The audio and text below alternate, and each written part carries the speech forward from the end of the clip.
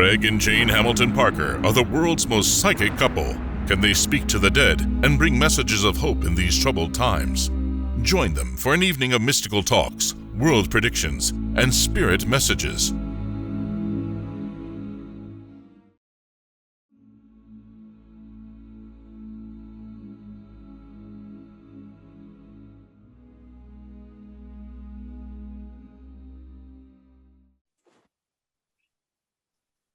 I've just realised I didn't put the record button on for all that. So you heard some of my talk there about some of the things that we were talking about, of some of the questions that the patrons that couldn't get on board today. So they're not going to see this, are they? Oh, blow! I've recorded that, and I can't answer their questions. Yeah. So what I'll do, guys, I'll probably revisit some of the things that I spoke about, because I hadn't pressed the record button there. For those patrons that were missed. So you heard some of the thoughts there that I was talking about.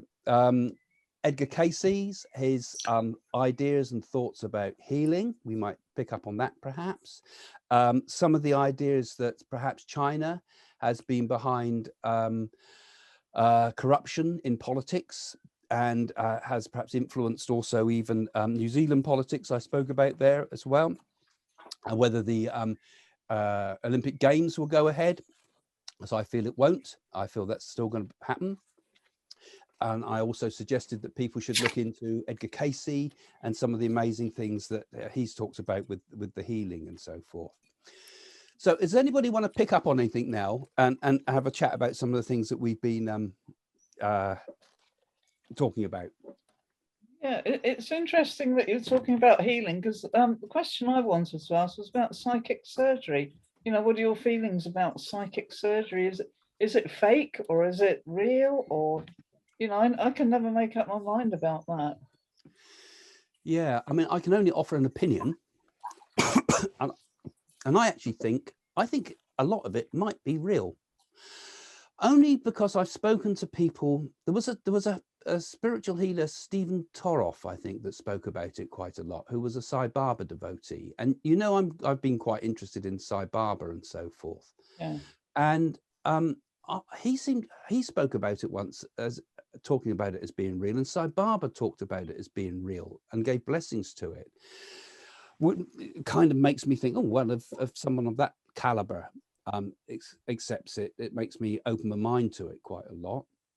And I think it's possible. The problem is there has been, like with everything, anything physical like that can be often up to all sorts of fraud. Just like in mediumship, there was an awful lot of fraud that went ahead with physical mediumship, wasn't there? That type of thing was caught. People were caught out cheating, and it discredited everybody that was doing the genuine, real deal.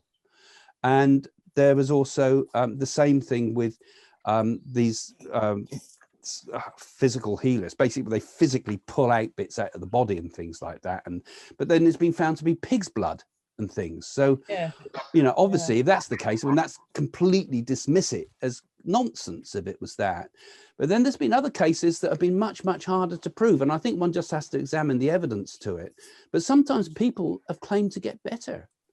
And whether that is what they call it, psychosomatic, you know, because I think if you think positively enough, you can make yourself well, or you can make yourself ill by the way you think. So could it not be possible that perhaps these people have been put into this strange ritualistic sort of witchcrafty sort of setting, and they're so incredibly convinced by it all that they do actually get better, in the same way that people go to Lourdes and get better? Perhaps we have the power to make ourselves better by sheerly willing ourselves to be better. Yeah, whatever the case, worthy of investigation. Yeah. Hey, my parents actually had a psychic surgery, both of them, with Stephen Turoff. Oh, sorry, you, Sheila? My parents actually had the psychic surgery with Stephen Turoff. Yeah, and how did it work out? Well, there wasn't anything sort of major, but here was a very bizarre thing. My mother said, she said he was absolutely fabulous. He was a very decent gentleman. She said when her healing was taking place, she was lying down, a beam of light suddenly came out of nowhere. And she asked him, could I take a photograph? And he said, yeah, that's fine. And she did. And she said that absolutely incredible. My mother is not a believer. My father and I are very similar. We believe in these things. My brother and my mother are not. So that was an eyewitness account. She did say, I think my father said that when he did the psychic surgery, there was a point where either he touched the forehead or something, and there was quite a lot of pressure. There was no pain. But I remember the photograph. I remember clearly that beam of light.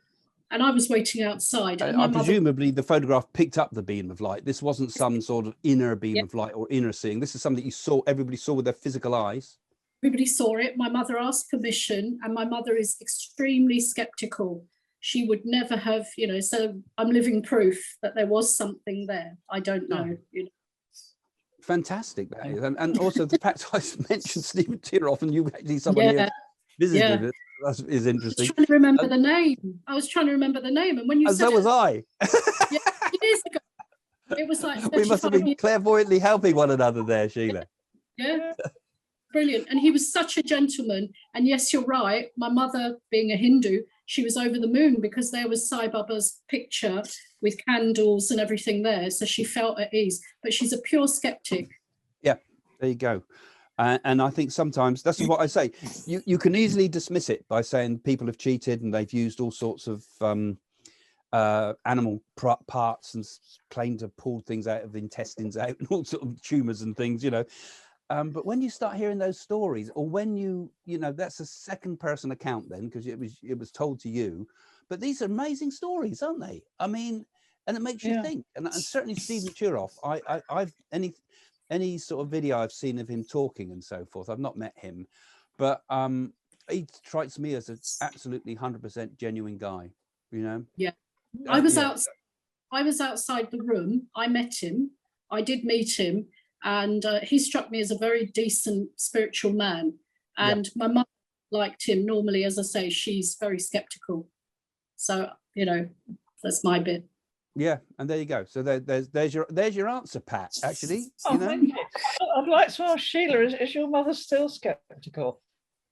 I think not so much about healing. She's more a believer that you should make your own future.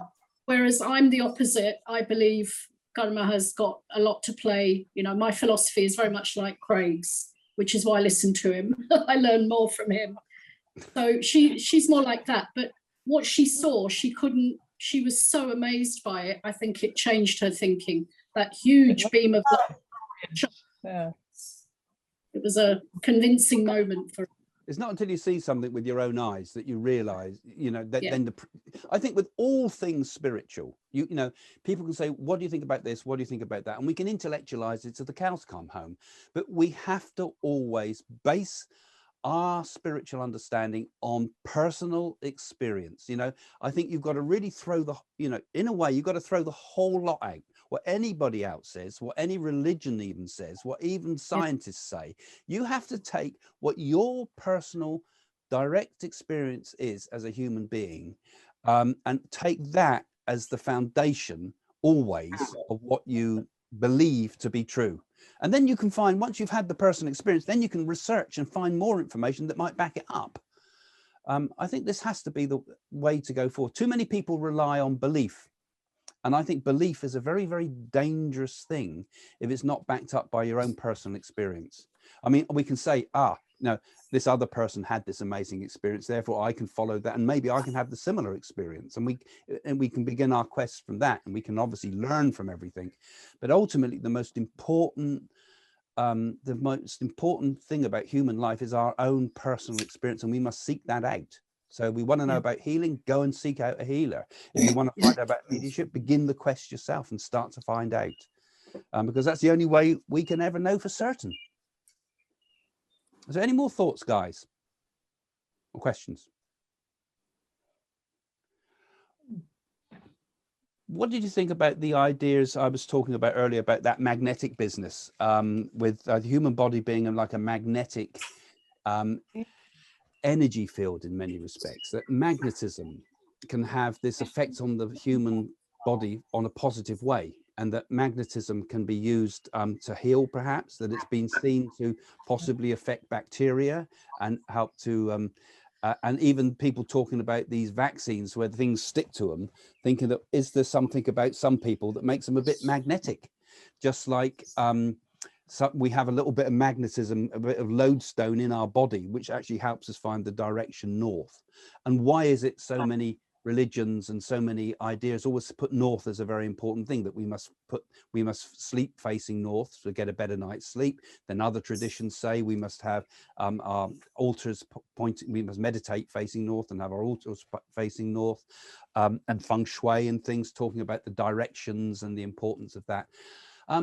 I think there's quite a lot in this idea that we're magnetic, that magnetism has a very kind of important effect upon us. In fact, the early mesmerists used to believe that magnetism was one of the things that was used to help induce hypnosis, and they used to use magnets. Do you think there's something in that? Do you think there's something in the idea that perhaps if we could experiment a bit further, there might be something truly interesting to find in this idea that there's a magnetic energy that we could use for a healing force? You know, it's carrying on from the Turov idea. Are there other things that could influence the body to make us into more healthy beings? Just like I was talking also, remember, about Edgar Cayce, that he talked about, he had a massive list of ideas of things that could, you know, he'd go into a trance. If you don't know about Cayce, he would go into a trance, and in his trance, a sleeping prophet, they called him, he would just, people would come to him and he'd give them a diagnosis of their illness without knowing anything about the person that stepped into the room. And he was kind of the pioneer of just about every, what we now see as new age therapy was out there. You know, he had things like colonic irrigation, certain all sorts of strange exercises, and the influence of diet on people and how it could help. He got into radionics type of ideas, healing lights, magnetism, hands-on healing, all the herbal type of medicines. I mean, incredible. In China, they kind of run alongside their Western medicine, the old traditional medicine. Same, there's so much we haven't discovered about Ayurvedic medicine or the Siddha medicines and so forth. I think there's a vast amount of things that we've still got to discover about healing, including that physical healing we were talking about Stephen Turov. So got any thoughts about that? My astronomy tutor, he thought there were links between magnetism in the human body and astrology, and also dowsing. He thought that, you know, with the magnetism in the earth, that, you know, and in the human body, there was somehow a connection, and that was how people could dowse. Yes, that makes a lot of sense to me. Yeah.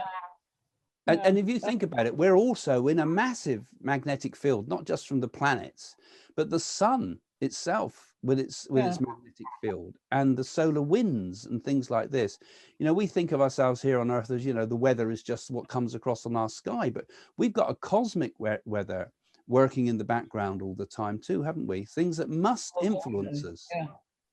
Yeah. Particularly with astrology. Also, this is where I think astrology comes into it. You know, perhaps if you're born under a certain magnetic field or a certain cosmic tide, you know, or the you know, the solar winds and the sunspots are at a certain position, it might not have anything to do with the planets. The planets might just happen to be in that position at the time and influence things like we might find a correlation between sunspots, for example, and personality changes and what happens when we're born that might have an influence upon us. And also this business of stopping watches. I can wear watches normally, but if I'm in a tearing hurry, I'm really worried about getting somewhere on time, my watch will stop. And yet I can wear a watch normally. You know, it doesn't affect. It's not affected. It's only if I'm in a hurry and worried, and then all of a sudden my watch will stop. And it don't surprise me, actually, because I think this sort of thing happens a lot, actually, because, I mean, how many times do clocks and watches stop when somebody dies? I mean, I've had so many, you know, I used to write a number of columns and people used to send so many letters in about the clock stopped exactly at the time so-and-so died. And again, personal experience. And when my dad died, all our watches stopped. When my uncle died, my nan's clock stopped at the exact moment of his death. And then every anniversary after that, it would stop every year on the exact anniversary of his death. Every single year, the clock would stop. I mean, impossible, you know. So probably how the song came about. My grandfather's clock. It's when it stopped when the old man died. Oh yeah, that was a lovely old song. That was my song my granddad used to sing to me, but except we had some different words to it, you know. I don't know if you know the different words. Yeah, I won't sing. My grandfather's socks were too big for his feet, and his feet were too big for his socks. He had a great big fiery pimple on the end of his nose. What was it? That would light all the lamps in the street. He was always full of cheer and always full of beer. And to this very day, he's in a dive. Although buried out of sight, still his pimple shining bright when my old man died. Granddad used to sing that when he got drunk, and other versions. But I'm sure there's other versions. Oh dear.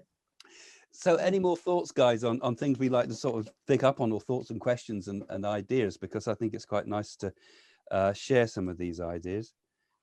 Can I ask a question, Craig? Yeah. It's not really related, but it might be. Recently, very recently on the news, we've got some information which ex-President Obama said that there's been a UFO video, and he's actually said that it's genuine. And then I believe it was confirmed by NASA or intelligence. Biden didn't exactly confirm it, but I thought it was pretty good coming from President Obama. And I wanted to share something. I had very close friends who sadly passed away, 1-2 years ago, and the one before that. They wrote this book, but this is what she saw. Okay. Okay. So a bit that, and I knew them for 37 years. And in the time I knew them, they never lied to me or anything. But she saw that, as did her son and daughter when they went camping. And part of this book, they were very much like yourself. Part of this book was some of the amazing encounters. Now, she also actually met one of them later. She's written about this here as well. That creature, she said, dressed up, and she said it was really weird. He came into her small office to have a consultation, and she said what was really strange was he had no eyebrows and he was wearing a hat. I mean, it's all in the book, I can't remember everything, but he talked to her for about 20 minutes, and it was all on esoteric and psychic and astral information, which he didn't want to know anything. He just discussed it with her, and he came back many years later, same thing, and after that he never saw her. And so, remind what was her relationship to you? So they were very close friends. They were actually also, Craig, very top psychics in England, and I knew them for 37 years. I met them as a young teenager, and this happened. Yeah, because you're obviously a sensible person, Sheila. You know, and you can see what the person, if they're daft or not. Exactly. What were they like as personalities? I mean, were they people that you would say was a very, because that's one of the most important things with this, isn't it? You know, it's a human testimony. So was that person, you know, was that person making the testimony drunk down the pub or in a padded cell? Or were they, as I'm suspecting you were saying here, they were very sensible people saying this? Extremely sensible. Peter came from an engineering background, and I always watch somebody who wants to talk and talk and talk about this and have big publicity about it, I would be wary. But they only spoke to me and their close family about it. They were very, very down to earth. I mean, brilliant as psychics and medium, but very, very down to earth. And as I say, in the 37 years, my family and I knew them. They never lied to me at all. And they were like parents. I would like to say they were like spiritual parents. So they wrote this book. I'm in the book as well. They refer to me because I had book up, then we can see what it is. You can't see it because it's back to front, isn't it, on the screen? It's called We Live Forever. Okay. Yeah. Okay. Yeah. And it's Anne Owen and Peter Valentine. Peter actually wrote it. That's his face there. Okay. Yeah, he looks a sensible bloke, doesn't he? Doesn't look like Very- he's going to be locked up. Yeah, yeah, not at all. And I mean, you can read about them, but the point is that picture, and she also said, I don't know about the Whitley Strieber book, film, Communion. She said when that came out, certain bookshops were advertising, and that face was there. And she shouted at her husband at the time, and she said, "Peter, that's it. That's what I saw." And this picture is taken from permission from there, but she said that's what she saw. Yeah, She this is one of the interesting things, isn't it? Because the thing is, some people fantasize and they come up with all sorts of things. And I've met some people that have talked about being abducted and things like this, and I've looked at them and I thought, I'm not sure, you know. But then even you get a really sensible person, this is where it kind of comes back to direct personal experience. It's when you meet somebody that is clearly lucid and clearly an intelligent or normal, as it were, person, and has got no axe to grind with these things. It makes you think, doesn't it, about it? And there must be life elsewhere in the universe. There's absolutely no doubt there must be life. Thing to add to their character, she lectured for Scotland Yard. She would lecture in Scotland Yard. I think when you have that kind of credibility, and she was doing that long before she met me.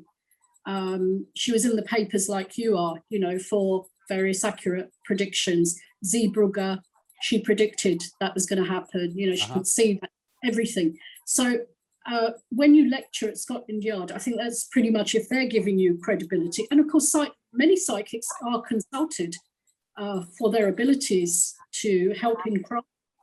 Yeah, sometimes secretly, not often made public, but that does happen. I've had it. I've had the CID here talking to them in the past. Yeah. So I just wanted to ask, do you think we're going to ever have a disclosure? And if so, is it going to be in our lifetime? Well, I think if anybody's, I mean, when Trump became president, one of the first thoughts I had about it was this guy will blow the lid on anything to do with UFOs, you know. Right. And if anybody has had, if they've let him have information, if they've let him had any sight of those type of things, and I think perhaps they haven't, but he would certainly have something to say about it. You know, he's the sort of guy that wouldn't hold those secrets from the public. He tends to sort of, you know, he blows the beans. That's why so many people didn't like him. So I would have thought if we got anything on record, we ought to have heard it by now. We ought to have had a disclosure by now, because I think if anybody was going to do it, Trump would. Obama, you know, why didn't he say something in his presidency? Why is he leaving it so late now? I haven't heard reports about what Obama said. I'd have to see that. Certainly we'll look it up and see what is said out there. I'm actually being serious here is that there's footage and records of objects in the skies that we don't know exactly what they are. We can't explain how they moved, their trajectory. They did not have an easily explainable pattern. I think one day we will get disclosure, but I think what's going to happen, I get the feeling, I'm a much more of a believer in the idea, and this believer is the word rather than knowledge of this, is that there were ancient aliens. It strikes me that some of the stuff we read, like some of the stuff, you're from an Indian background, Hindu background, you know, when you look at some of the teachings that go right back, when this what they call the Satana Dana, and the talk about the ancient Lemuria and Kamari Kandam and things, we're talking about millions of years in some cases of history being suggested there, when lands were joined to Madagascar and things like that. Millions of years ago that was happening. So is there some ancient knowledge that is hidden away or in our existing knowledge that hints at those times, you know, hints to the pre-flood times and to the early days? Because you think how long we must have been here just to have physically evolved.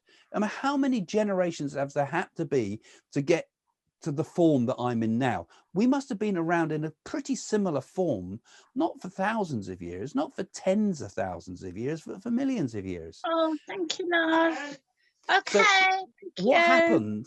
What happened far back? You know, what happened far back? Were we, you know, 2001 was that movie, wasn't it? That really got us all thinking when it first came out. When it first came out, and you see the bone being thrown into the sky, and then it turns into into a space station and so forth. And we're thinking about the evolution of man, and was it pushed forward by another species somewhere, someone from outer space?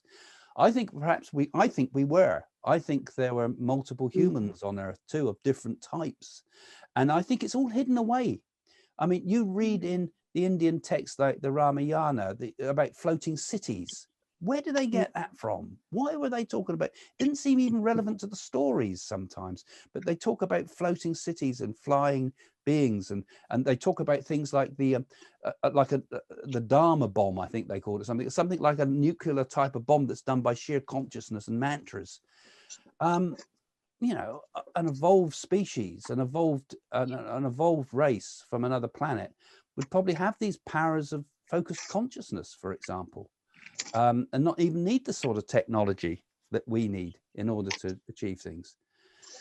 So yeah, maybe will we get the disclosure in our lifetimes? I think we might. I think we'll find that there's going to be something dug up at one point, and I get the feeling it might be in Europe. I wonder if someone's stopping them from blowing the lid on it. You know, I don't know what it is.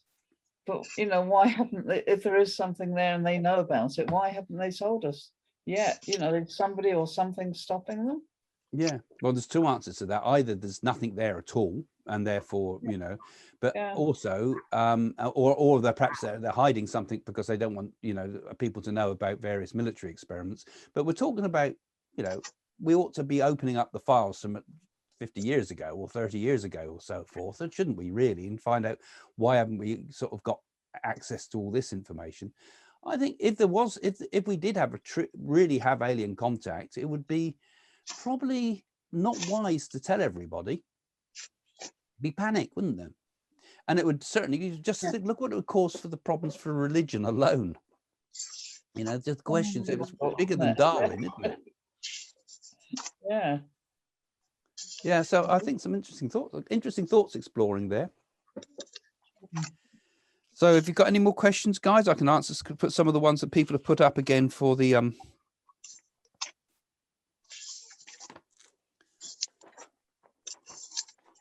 that was another quite nice one, I think. That why isn't the world planting more trees, especially trees that give something back besides just oxygen and habitat, such as fruit trees for food? Seems like a win-win. So much land in Africa going to waste, you know. I mean, that's more of a why is because, you know, we're short-sighted. But we can certainly solve a lot of the world's problems by planting new trees, because new trees create more, do more for the atmosphere than old trees. So saplings are one of the best things we can plant, and even the best thing we can plant are peat bogs, because they absorb huge amount of carbon dioxide. But you know, I said about you know, that that we're going to get a new form of energy, and again they came up with something recently that they can, this idea of cold fission, that there's now what they think they're getting close to it again. So that's fantastic. Cold fission, or what we call 0 point energy. In theory, we could get an infinite amount of energy from nothing, from this one atom, from the tiniest space. We can get huge amounts of energy. Now, if we had that, I feel that one day we're going to have that. And the biggest step forward from that is that we'd have enough energy to do, the first thing we could do is desalinate water. We could take water from the sea, and we could put pure water on the land, so that we wouldn't be reliant on rain. We could grow crops all over the Sahara, all over the Gobi Desert, all over the dry places of the earth, vast amounts, and easily support the human race on the planet with all that. So that would require free energy. And this is one of the most important things, I think, that will be one of the most, if not the most important step forward in the future of mankind, I feel, is this energy, you know, pretty much free energy. And I feel we will crack that. I also think we'll also have problems, not so much with global warming that we have now, but I think we'll also have problems in the future with the sun warming up and changes to what I mentioned earlier on, the solar wind and things like this. These might be other things and problems we might have to face. Will also increase rising tides and so forth. But I do think there will be hope for the future. Personally, I think that ultimately we're going through, at the moment, seem to be pretty dark times, because coronavirus has been dark, all the political situations been dark, all the lots of things blown out of proportion, you know, all these ideas with woke and things like that, small issues being pushed out of proportion sometimes, political agendas pushing agendas on television and so forth.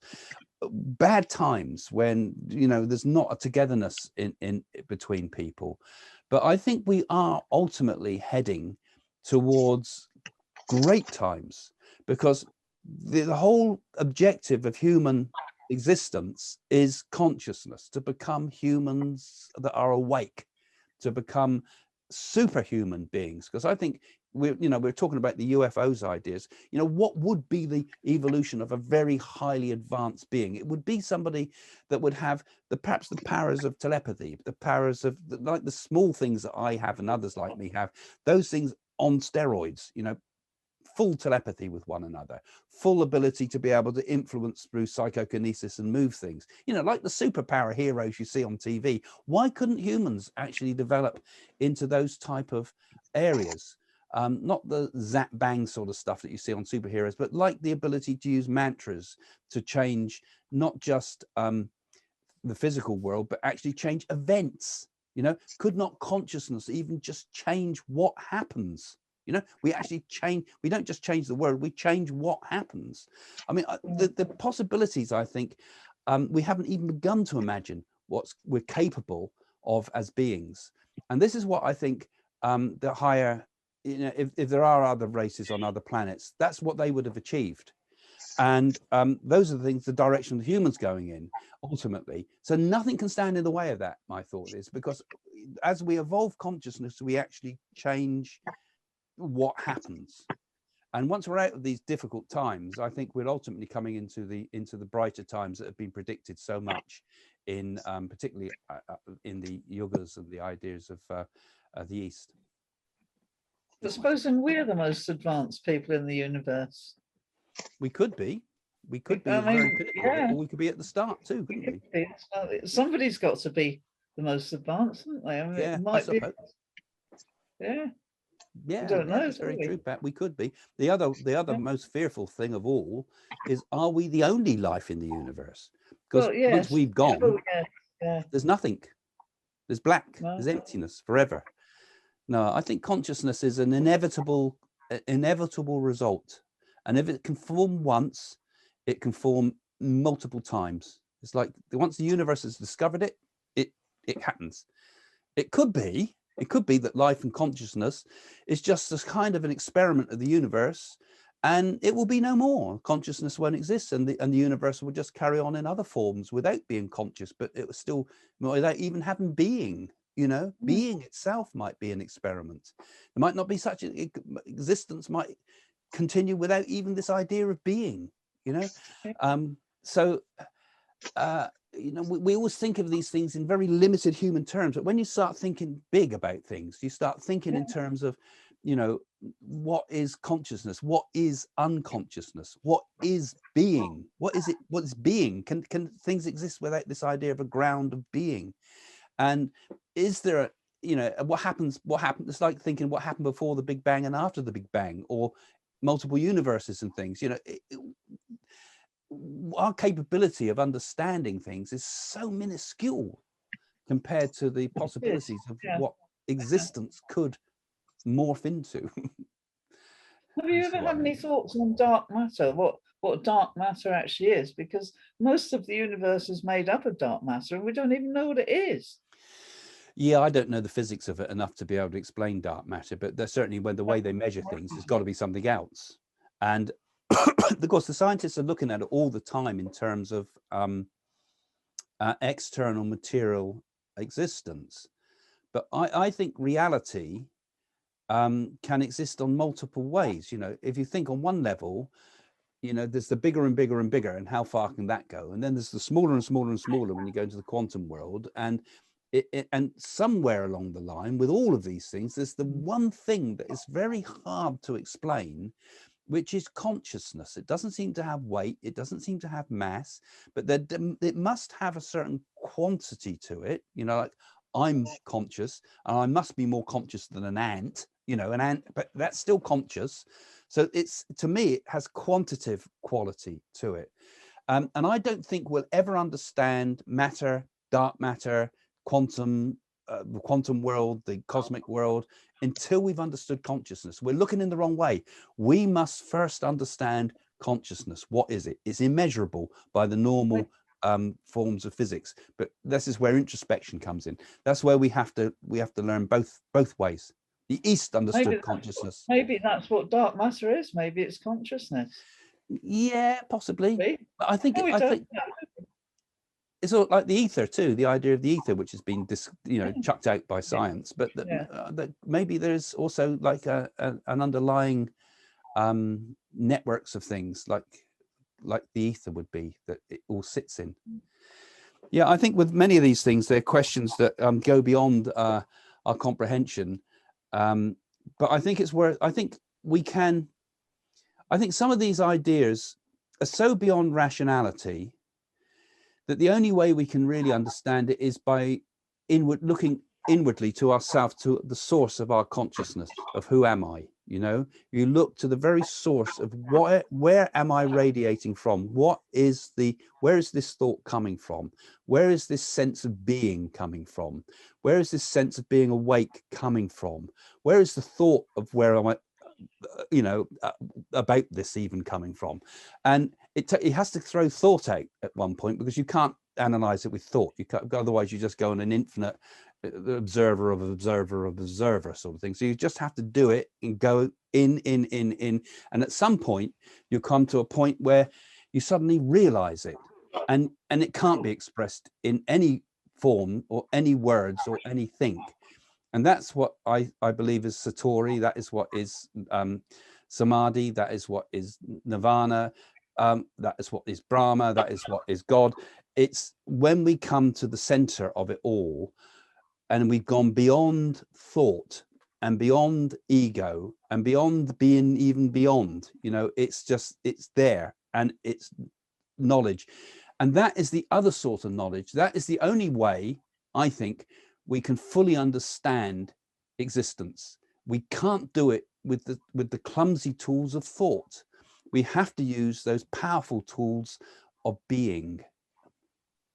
You see what I mean? Then I think it becomes clearer to us. Because if any of you meditate, I'm sure you would sometimes think, if you go into a deep meditation, you get moments of clarity where it all becomes clear to you. It's just like when we wake from a sleep sometimes, all the problems of yesterday feel much clearer and easier. And same with meditation. I don't want to. I'm busy. So any other thoughts, people, for last questions or thoughts about things? I think Melissa's trying to say something. She's got her hand up, Craig. Oh, sorry, Melissa. She's got an image. We can't hear you, Melissa. Can't hear you.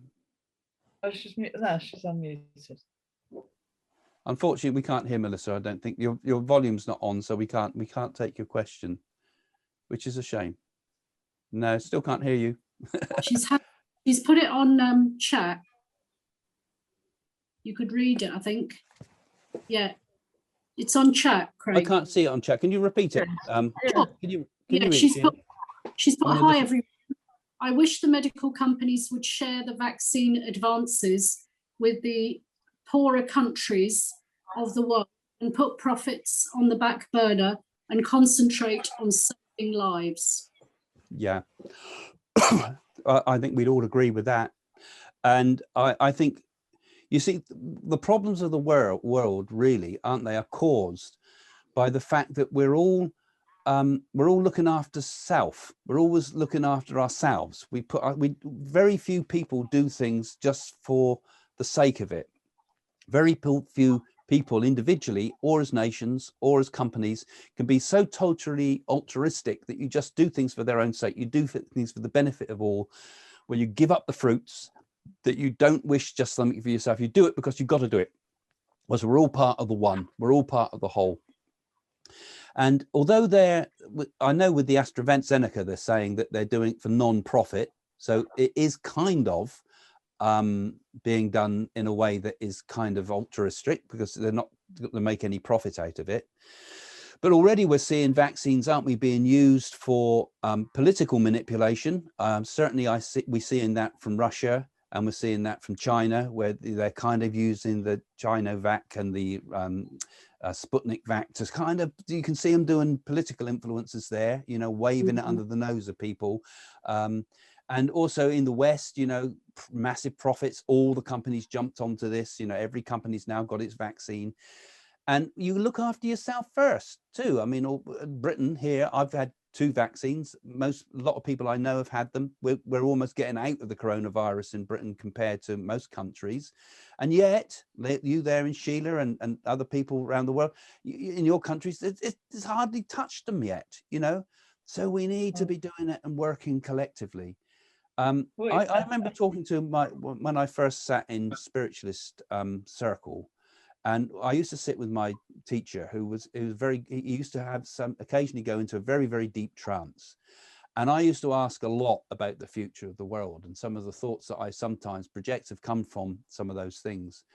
And I said, one point, I said, you know, will the world ever be destroyed by nuclear war? Because, and he said to me, the teacher said, his name was Rama, so it was an Indian man that was speaking to us. He said that no, but you will find that there will be great troubles with countries like Iran and Iraq. And this is talking back in the 80s, early 80s, that they were saying this, and that came true. But he said the problems that you will find that the world will face will be so big that they can only be solved by everybody working together.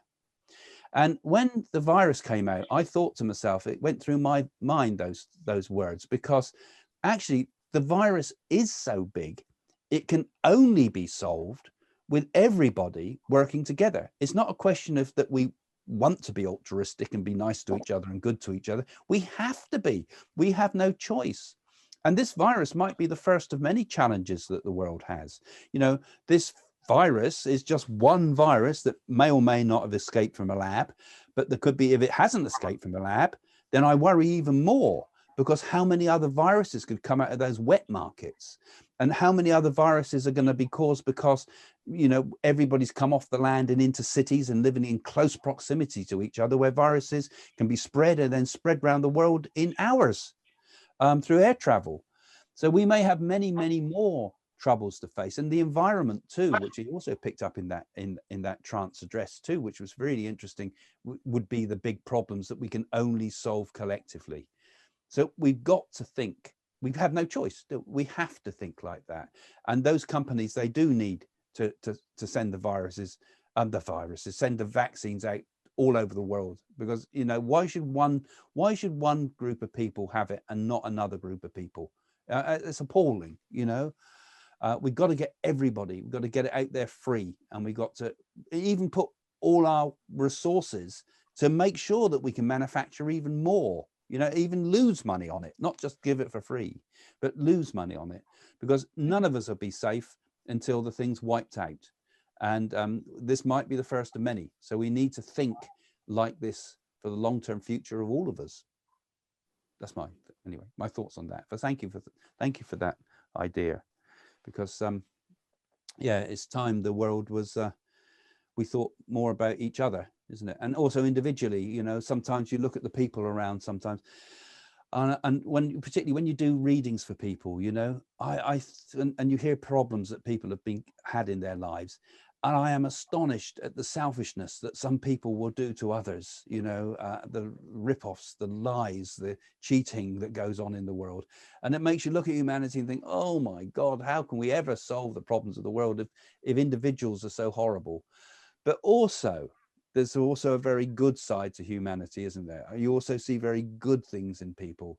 And I think the only way we can make anything good in life, the only way we can ever overcome what I would call evil, which is the things that shun the light, the only thing we can overcome evil is energetic work on the good and focus on the good in people, focus on what's best in human nature, bring forward from the past the best of the past, make the best of both worlds, as it were.